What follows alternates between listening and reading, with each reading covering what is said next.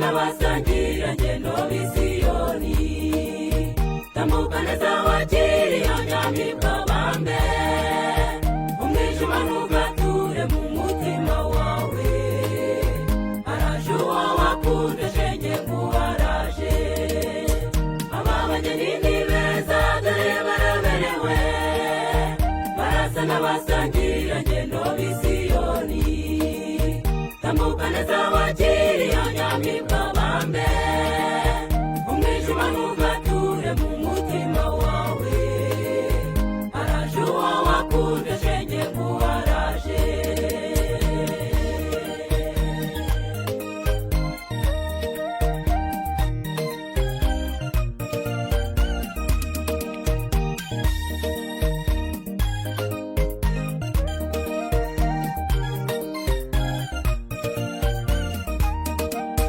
Banyuze mu matanwa y'ubuzima bibagoye, nimumure mufite umurengezi ubasha gucogoza imitima yari yabaswe n'ishyari, ibyo yakoze ni byinshi izakora n'ibindi.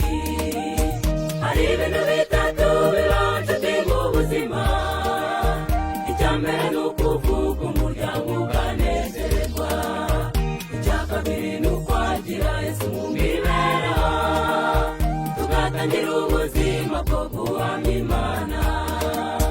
Ababageni ni beza dore baraberewe, barasa n'abasangira ngendo b'Isiyoni, tambuka neza wakiri anyamibwa bambe, umwijima ntugature mu mutima wawe, araje uwo wakunze shenge nguwaraje.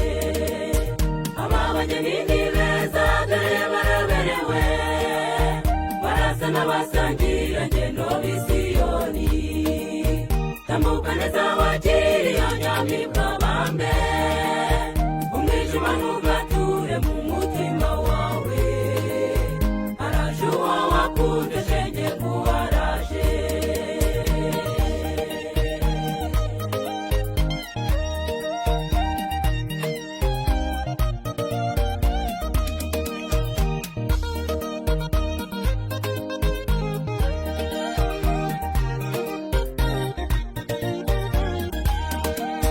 Nimutega amatwi mwumve igihe cya gatatu kibaho mu buzima ndetse gihebuje byose, icyo gihe ni ugushyingirwa bitura umutima, iyo bikozwe neza ijuru riranezererwa.